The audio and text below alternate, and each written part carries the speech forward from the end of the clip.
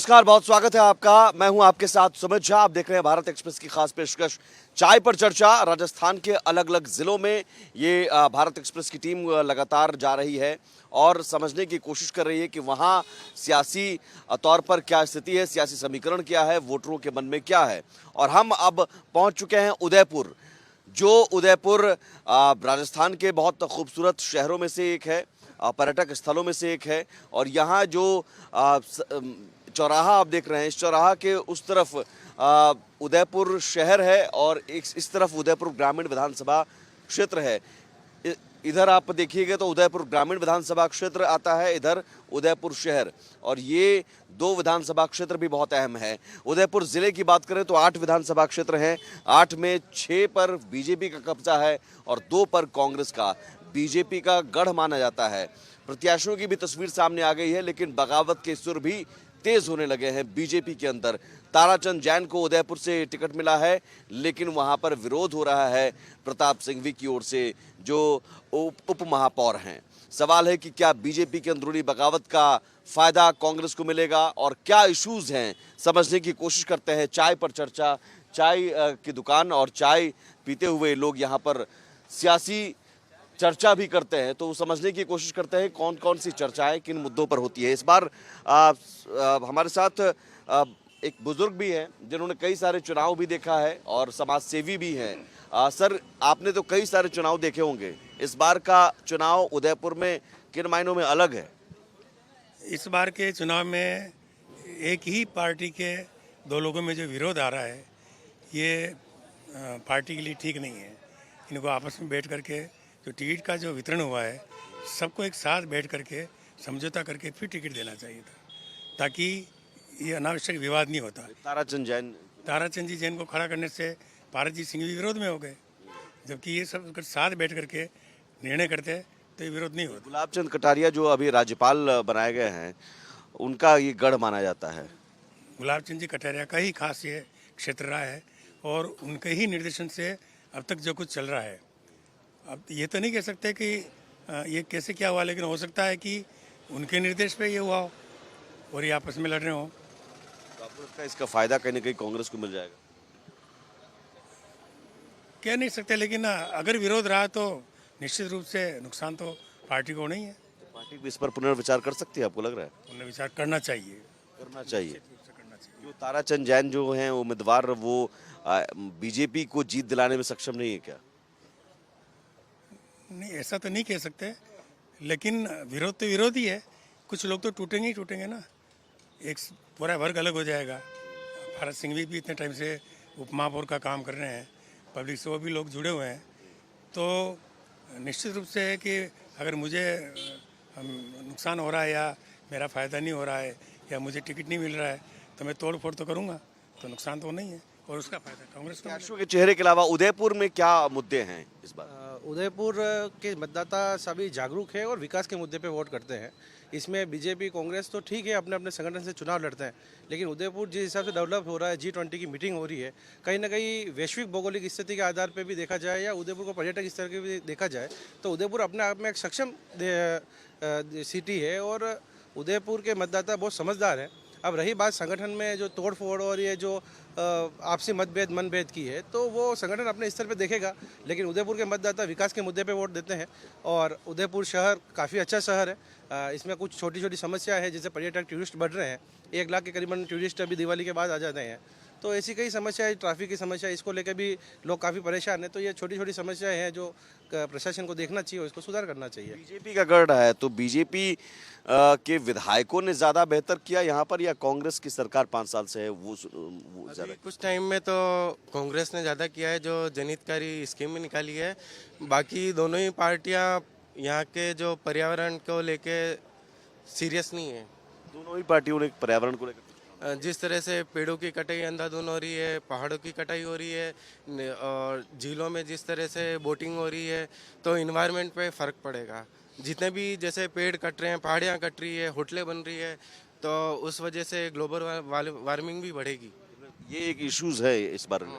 और जितने अवैध निर्माण हो रहे हैं उसकी वजह से अवैध पार्किंग हो रही है और ट्रैफिक, उसकी वजह से फ़र्क पड़ता है।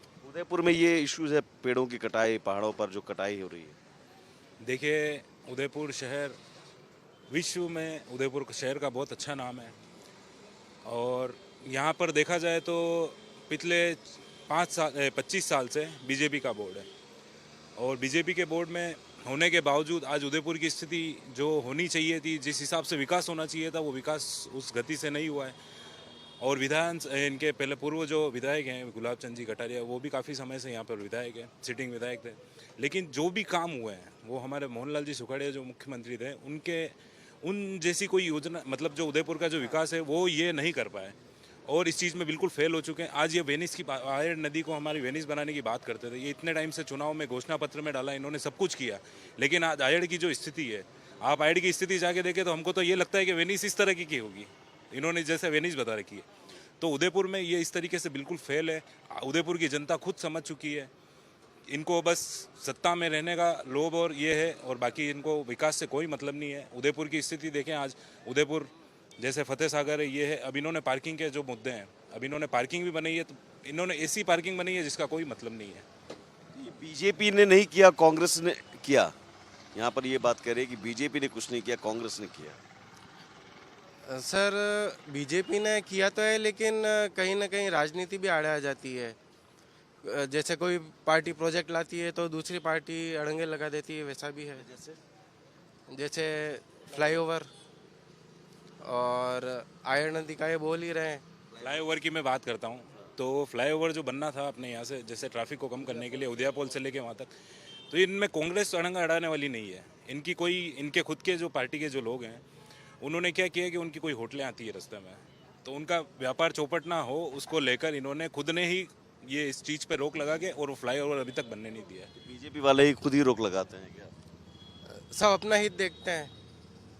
बीजेपी की अंदरूनी लड़ाई का नुकसान उदयपुर को हुआ है। बिल्कुल। हाँ? जो अंदरूनी लड़ाई अभी भी दिख रही है उम्मीदवार के चयन के बाद भी, तो ये अंदरूनी लड़ाई बार बार होती रही, जिसका खामियाजा उदयपुर को भुगतना पड़ा है। उदयपुर को क्या, उदयपुर की हमारी जनता को भुगतना पड़ रहा है।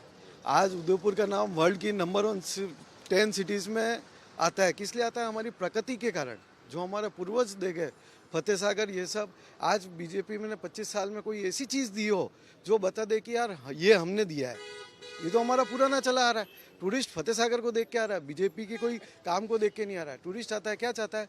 हमें व्यवस्था मिल जाए, हम देखना है, हमारी गाड़ी पार्क हो जाए। सबसे पहला मुद्दा, हम ठहरने की हमारी उचित व्यवस्था हो जाए। होटलें किसने बनाई? प्राइवेट लोगों ने बनाई है। वो प्राइवेट लोग वो दुखी। आप होटल वालों से जाके पूछो, उनको सुविधा नहीं मिल पाती है जो देनी चाहिए। कैसे मिलेगी साहब? अब ये अपन कांग्रेस की तो मैं क्या कहूँ, कांग्रेस का तो 25 साल से उदयपुर में रोल कहाँ है? गृह मंत्री हमारे रह चुके हैं, जिनकी अपन बात कर रहे हैं, गुलाब चंद जी अपने पिछले बार में गृह मंत्री रहे हैं राजस्थान से। तब 5 सालों में वो चाहते तो क्या हो सकता था? आज गृह मंत्री किसको कहते हैं? विधायक, गृह मंत्री इस एरिया का, वो क्या कर सकते थे उदयपुर के लिए? आप जिसके पास कर रहे हैं ना ये फ्लाईओवर, और ये गृह मंत्री क्या फ्लाईओवर नहीं ला सकते थे? किसका अड़ंगा चलेगा? आप कुछ इतनी बातें इंटरनली है जो कि जनता सब देख चुकी है। जो ये कह रहे हैं ना, बहुत सही कह रहे हैं। हमारी उदयपुर की जनता, इस बार आपको जवाब मिल जाएगा। सर, गहलोत साहब ने, मैं तो बहुत छोटा था तब की बात बताता हूँ, पिछली बार में उन्होंने दवाएं फ्री किसने की? हम हॉस्पिटल जाते हैं, आज कौन पसंद करता है हॉस्पिटल में दवाएं फ्री की?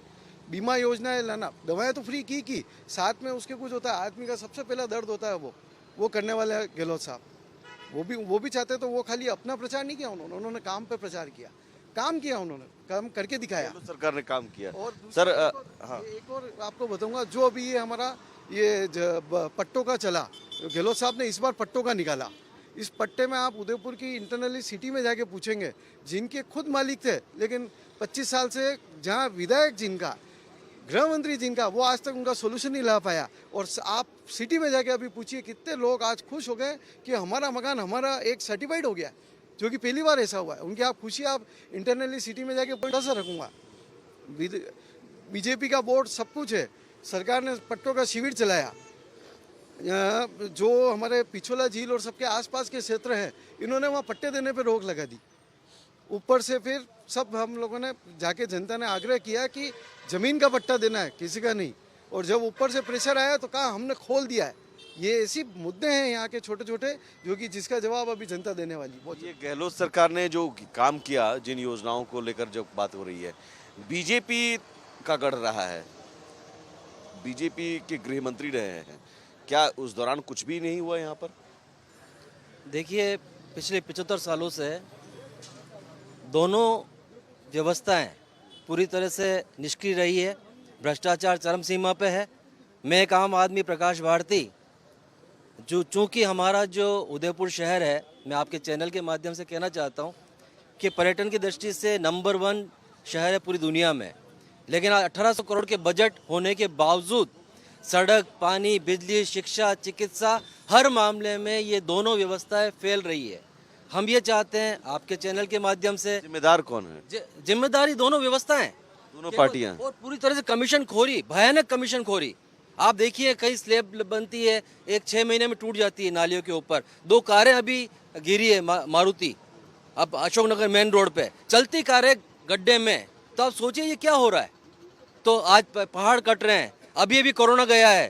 कोरोना बचेगा कब? जब पर्यावरण होगा।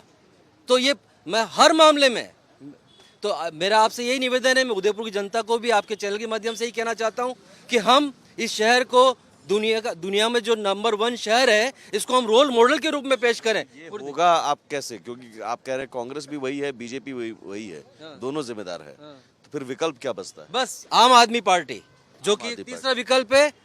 और हम लोग निश्चित तौर पे जिस ढंग से हमने काम किया दिल्ली के अंदर, अच्छे स्कूल, अच्छा दिल्ली में तो करप्शन के आरोप आम आदमी पार्टी के कई नेताओं पर, मंत्रियों पर लग गए। देखिए, हम बहुत स्पष्ट शब्दों में कहना चाहते हैं कि सारी जो CBI और जो भी इनकी जो व्यवस्था है, जो भी इनका काम है कानून का, इनके हाथ में है। अगर उन्होंने गलती की होगी तो भुगतेंगे, कोई भी हो। हम तो ये बात जानते हैं कि जनता को फायदा मिलना चाहिए, हर कीमत पर मिलना चाहिए। जनता को फायदा मिलना चाहिए, तो फायदा मिला क्यों नहीं और मिल क्यों नहीं रहा है? एक छोटे से ब्रेक के बाद, और क्या उदयपुर में तीसरे विकल्प की कहीं कोई गुंजाइश नजर आ रही क्या, समझने की कोशिश करेंगे एक ब्रेक के बाद।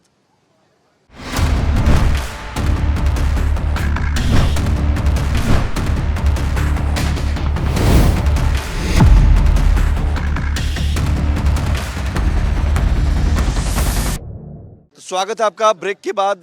चाय पर चर्चा जारी है और चाय की दुकान पर हम हैं, जहां लोग चाय पीने आते हैं। चाय की चुस्कियों के साथ साथ सियासी चर्चा भी होती है। उदयपुर शहर में हम इस वक्त मौजूद हैं। हल्की हल्की ठंड का एहसास हो रहा है, लेकिन सियासी तापमान भी यहाँ बढ़ा हुआ है। और जिन मुद्दों पर हम चर्चा कर रहे हैं, वहाँ पर सबसे ज़्यादा अहम कि पेड़ों की कटाई, बेतरतीब तरीके से निर्माण, ट्रैफिक समस्या, चूँकि पर्यटक स्थल है। शहर में बीजेपी का कब्जा रहा है और बीजेपी के कब्जे के बावजूद विकास के काम नहीं हुए जिस तेजी से होने चाहिए, आरोप लग रहे हैं। तो कांग्रेस ने भी क्या किया, ये भी सवाल है। और क्या विकल्प की कहीं कोई गुंजाइश बचती है? क्या कांग्रेस ने कुछ किया क्या, या बीजेपी का कब्जा रहा है तो बीजेपी के गृह मंत्री तक रहे हैं? क्या उस लिहाज से विकास के कार्य हो पाए? जो विकास के कार्य होने चाहिए थे वो विकास के कार्य नहीं हुए। बीजेपी का भले 25 साल से कब्जा रहा है, लेकिन जो महत्वपूर्ण जो मुद्दे हैं, पानी की समस्या भी बहुत है उदयपुर में। ऐसे नहीं है कि उदयपुर जिलों का नगरी कहलाता है, और बहुत सी जगह ऐसी कॉलोनी है जहाँ की पानी की पाइपलाइन नहीं वहाँ पे। ये सबसे बड़ा मुद्दा है। और बहुत से लोगों को पट्टे नहीं मिले, जो कम से कम 25 साल 50 साल से रह रहे हैं, आबादी की ज़मीन है, उन लोगों को भी पट्टे नहीं मिले। अभी कहा जा रहा है कि गहलोत सरकार पट्टे दे रही है। सर नहीं दिए, मैं बता रहा हूँ। बहुत से शिविर लगे, वो नाम के शिविर लगे, 25 शिविर लगे, मात्र 5 लोगों को पट्टे दिए, और उसमें अखबार में दे दिया ये पट्टे दे दिए हमने। ऐसी बहुत सी कॉलोनियाँ हैं। ये क्या नाम मात्र के शिविर लगे, पट्टे नहीं दिए गए? नहीं सर, शिविर में जो भी लोग पहुंचे हैं, उनको सरकार की तरफ से जो भी सुविधाएं थी, मतलब बहुत सी, जैसे चिरंजीवी ले लीजिए आप, उसके अलावा मैं आपको बताता हूँ इसका। मैं उन शिविरों में भी रहा हूँ, उन लोगों से भी रहा हूँ और जागरूक करके उस पट्टे को भी लिया है। उसमें दिक्कत क्या आई सर? सरकार की बहुत इजी गोइंग योजना। सरकार ने कहा जिसका पेपर वैलिड है आप उसको 10 दिन में फ्री करें। लेकिन हुआ क्या है, अगर ये राजनीतिक बात आएगी सब बहुतों को बुरा लगेगा, बट मैं आपको बताना चाहता हूँ, लोगों ने अपना स्वार्थ की बताने के लिए कि बीजेपी की उसको चक्कर कटवाए। आपका एक सिंपल सा उदाहरण देता हूँ। पट्टे काफ़ी दिए गए हैं, हमने दबाव बना के, मैंने आपको लिस्ट है हमारे पास बाकायदा कि पट्टे इनके साथ कुछ हुआ होगा? मैं जो विषय बता रहा हूँ, उदयपुर ग्रामीण विधानसभा से आता हूँ। ये भुवाड़ा पंचायत लगती है यहाँ तक, ग्रामीण विधानसभा, ठीक है। 10 साल से विधायक फूलजी मीणा है बीजेपी के, ठीक है। और सरकार कांग्रेस की है, तो वो ये आरोप लगाते हैं कि कांग्रेस सरकार इसलिए पट्टे नहीं मिले। बुआना की रामनगर, कालीमंगरी, रूपनगर 3 बस्तियाँ है, उनके सबके फाइल लगा रखी है और अभी तक पट्टे नहीं मिल रहे। ये मैं बता रहा हूँ आपको। और पानी की समस्या है, पानी की समस्या के लिए कम से कम बुआना रामनगर जो बस्ती है ना, करीब 500 मकान है वहाँ पे लोगों के। पानी का पीने का पानी नहीं, नल का। आज पनगढ़ का पानी पी रहे, बोरिंग का पानी, खराब पानी, क्योंकि सैलरी की डंपिंग यार्ड है यहाँ पे, तो कितना खराब पानी होता है। तो हम तो रहते हैं, इसलिए हमारे को पता है, पूरी जानकारी है। बिल्कुल सर, मैं समझ जाता हूँ। मैं शहर के हिसाब से बोल रहा था। आपकी बात बहुत, अगर ऐसी कोई बात है तो अगर वाकई में ऐसा गलत हो रहा है तो आज ये सोचिए कि यहाँ विधायक कौन, ग्रामीण का विधायक कौन। आज हमारे तकलीफ यही आ रही है। हमारे विधायक जी कोई भी रहे, हम गुलाब जी हों कोई भी हों, विधायक किसको कहते हैं कि कोई तकलीफ हो तो आगे तक पहुँचाए और उसका सोल्यूशन लावे। विधायक किस, जनता विश्वास करके किसको बनाती है। मैं तो आज भी हम यही चाहते हैं कि अब हमारे उदयपुर में बरसों हो गए, लेकिन अब ऐसा विधायक आवे जैसे ये भाई साहब बता रहे हैं। अगर इतनी बड़ी गंभीर समस्या चल रही है आज इस लेवल पे भी, तो फिर हमारे उदयपुर में हो क्या रहा है। तो बीजेपी कैसे कहती है कि 25 साल से हम ही है साहब, हमने बहुत विकास कर लिया। ये विकास दिख रहा है, आप खुद देख लीजिए। एक चीज़ मैं और बोलना चाहूँगा, खुद बीजेपी के विधायकों ने मुख्यमंत्री अशोक गहलोत की तारीफ की है। उन्होंने जो काम किए हैं मुख्यमंत्री गहलोत साहब ने, उनकी खुद की तारीफ बीजेपी के खुद विधायकों ने की है। तो कहीं ना कहीं जनता को सहूलत मिली है तो वो इस तरीके की बात कर रहे हैं। बाकी किसको क्या, आज एनपीएस जो मतलब ये गवर्नमेंट कर्मचारियों की बात करें अपन, तो एनपीएस जो इन्होंने बीजेपी सरकार ने लागू करी थी, गहलोत साहब ने वापस ओपीएस लागू की, जहाँ भी कांग्रेस की सरकार है। कांग्रेस ने काम किया, बीजेपी ने काम नहीं किया, ये आप कह रहे हैं सर? हाँ, इस मामले में तो मैं नहीं कहना चाहता हूँ, लेकिन उदयपुर का नुकसान बहुत हुआ है। और मैं थोड़ा विषय के अंतर में जा रहा हूँ। जैसे मेरे जो मन में पीड़ा है, पहाड़ियाँ कट रही है, दिन रात मशीनें चल रही है, वो प्रशासन को नहीं दिख रहा है। एक छोटा आदमी मकान बनाता है, एक ईंट गलत लगा देता है तो मकान गिरा देते हैं। और इतने बड़े पहाड़ कट रहे हैं, वो नहीं दिख रहे हैं, दोनों को नहीं दिख रहे हैं, ये गलत बात है। दूसरा मैं बोल सकता हूँ, उदयपुर में ये जो मंदिरों के ऊपर भी इन्होंने इतनी कसाकसी कर रखी है, सारा देवस्थान विभाग का कंट्रोल कर दिया है। आज हम मंदिर में जा नहीं सकते, मंदिर के ऊपर टिकट लगा दिए, मंदिर के अंदर जा नहीं सकते। और मंदिरों को प्री वेडिंग वाला वो नंगा नाच हो रहा है वहाँ पे। ये क्या तरीका है? हमारी संस्कृति को ख़त्म करने के लिए बैठा है ये ठीक नहीं है। ये धार्मिक स्थलों का व्यवसायीकरण। सर यहाँ पे एक मांझी का मंदिर है, वहाँ पे इन्होंने देवस्थान विभाग वालों ने टेंडर जारी करके वहाँ पे टिकट लगा दिए हैं। प्री वेडिंग फ़ोटोशूट होते हैं, वहाँ पे कई लोग आते हैं अमर्यादित कपड़े पहन के आते हैं। ऐसा कौन सा मंदिर है जहाँ पे वेडिंग शूट होता है? मंदिरों में वेडिंग शूट होना जायज़ है। दूसरी बात, यहाँ जो नीमच माता मंदिर है, करणी माता मंदिर है, वहाँ पे रोपवे चालू हो रहा है, रेस्टोरेंट खुल गए। सरकार की तरफ से किया जाता है। नहीं सर, रोपवे के लिए मैं बोलता हूँ, करणी माता मंदिर का जो सारा नियम है, वहाँ कहीं व्यवसायीकरण की बात नहीं है। आज वहाँ पे दुकानें लग रही है, व्यवसाय हो रहा है। अभी मैं हाई कोर्ट में मैं मुकदमा हार गया हूँ रोपवे का, नीमच माता वाला। नीमच माता में इन्होंने हमारे में शिक्षा विभाग की ज़मीन यूआईटी ने डीएलसी रेट। यूआईटी में तो दबदबा बीजेपी का है। यूआईटी में दबदबा बीजेपी का है। इन्होंने क्या किया? शिक्षा विभाग। नहीं, मैं ये समझना चाह रहा हूँ कि बीजेपी तो कहती है धर्म की रक्षा, सनातन की रक्षा, तो यूआईटी में बीजेपी का दबदबा होने के बावजूद धार्मिक स्थलों का व्यवसायीकरण हो रहा है। दोनों ही पार्टी इस मामले में फेल है। जो सनातन की बातें करते हैं दोनों ही फेल है। क्या कांग्रेस भी नहीं बचा पाई इन धार्मिक स्थलों को? सर कांग्रेस ने तो बिल्कुल बचाया है। आज देखें आप, ये अपने सांवलिया जी मंदिर है जो बहुत बड़ा दार्शनिक स्थल है, आज उसकी स्थिति देखें आप। नहीं सर, आप मांझी का मंदिर का रोज अखबारों में आ रहा है, उसमें किसने बोला है? आपकी एक पार्टी, आपकी जो कांग्रेस पार्टी, उसका एक आदमी भी खड़ा हुआ क्या? नीमच नहीं सर, बिल्कुल खड़े हो नहीं, बिल्कुल खड़े हैं ना हम। तो कहाँ खड़े नहीं है? हम तो जहाँ भी, बिल्कुल जिस जगह भी उदयपुर की जहाँ भी विकास की बात है, ये कांग्रेस हमेशा खड़ी रही। मंदिरों की व्यवसायीकरण की बात है, एक उसके विरोध में पर्टिकुलर एक मंदिर को लेके अपन ये नहीं कह सकते व्यवसायीकरण हो रहा है। नहीं, करणी माता, नीमच माता, नहीं, नीमच माता रोपवे का तो सर जो चार्ज है वो तो लेंगे ना, वो फ्री तो नहीं कर चार्ज सकते। की बात नहीं है, रोपवे बनना ही गलत है सर। नहीं, रोपवे क्यों सर? अब नीमच माता में भी रोपवे बन रहा है सर इन्होंने आएंगे जो तो वो डेटा तो जाने बताया है कि लाखों लोग भक्त आते हैं, वो डेटा उनके पास है क्या? किसी के मोबाइल नंबर, कोई सर्वे है? वो तो सर एक अलग चीज हो गई, रोपवे अलग चीज हो गई। मंदिर हाँ बताइए। सर उदयपुर जिले में जितनी भी देवस्थान की जमीन है, जो मंदिरों की जमीन है, ये सब खुर्द-बुर्द हो गई है। ठीक है, बड़े बड़े भूमि माफिया है जिनके नाम से मंदिरों की जमीन, जो ठाकुर जी की जमीन है, खेड़ा देवी माता जी की मंदिर है, ऐसे बहुत से उदाहरण है मेरे पास में। उदयपुर जिले की, मेन जिले की शहर की बात कर रहा हूँ। मठ की मंदिर, शोभापुरा, ये जमीन इन भूमि माफिया को एक अलॉटमेंट हो जाती है। देवस्थान की जमीन है, मंदिर की जमीन है, खाली उनको देख रेख की जिम्मेदारी है। और जितने भी पूंजीपति है, बड़े बड़े ये सरकार चाहे बीजेपी को, कांग्रेस की, कोई विरोध नहीं करता इनका। बड़े नेता ऊपर के लोगों की मिली भगत है। दोनों की मिली भगत है। मैं बता रहा हूँ आपको, मिली भगत इसलिए काम हो रहा है, बाकी थोड़ी होता मैं है। आपको बताता हूँ, खेल गांव के पास चौथ माता का प्राचीन मंदिर है, बहुत पुराना, और उसका राजपोथी में भी उल्लेख है कि चौथ माता है। लेकिन वहाँ देखा जाए तो भैरवगढ़ से लेकर के 5 पहाड़ सिक्योर मीटर कंपनी ने लिए हैं। किसके लिए लिए हैं? पौधे लगाएंगे, हम हरा भरा करेंगे, 10 लाख वृक्ष का ऐसा संकल्प लेके चल रहे हैं वो लोग। लेकिन आज वहाँ जाके देखो तो 2000 पौधे नहीं मिलेंगे।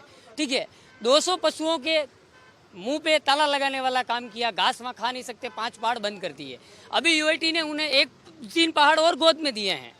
मार्बल एसोसिएशन का जो सैलरी पार्क बना हुआ है वो भी पास में है, और उसके पास में 3 पहाड़ खाली थे, वहाँ अभी गायें चल रही थी।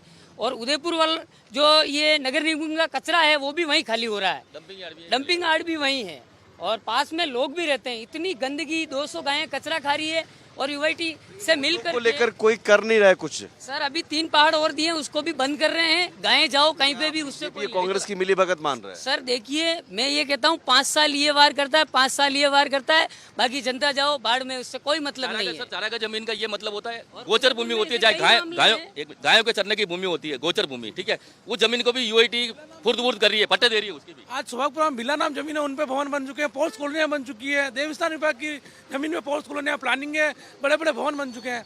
कोई माफियाओं का दबदबा एक बड़ा इशू है, और क्या इस इशू पर बीजेपी और कांग्रेस कुछ पहल करती है? क्योंकि दोनों तरफ से अगर एक कोई करता है तो दूसरी तरफ से आवाज नहीं उठती है। बाकी इश्यूज तो है ही जो राजस्थान में अलग अलग जगहों पर हमने सुने, लेकिन यहाँ उदयपुर में, खासतौर पर उदयपुर में बेतरतीब तरीके से निर्माण, पहाड़ों की कटाई, पेड़ों की कटाई और पहाड़ों पर अवैध निर्माण, ये सारे इश्यूज हैं जनता की नज़र में। लेकिन क्या नेताओं की नज़र में है, और नेता क्या इस बार इस मुद्दे पर कुछ पहल करेंगे, ये देखना होगा। फिलहाल उदयपुर से चाय पर चर्चा में इतना ही, और ये सारे जो मुद्दे आपने सुने, इन सवालों का जवाब हम तलाशने की कोशिश करेंगे शाम 4 बजे इलेक्शन एक्सप्रेस में, अपने खास शो में सीधे नेताओं से जवाब लेंगे। फिलहाल चाय पर चर्चा में इतना ही। नमस्कार।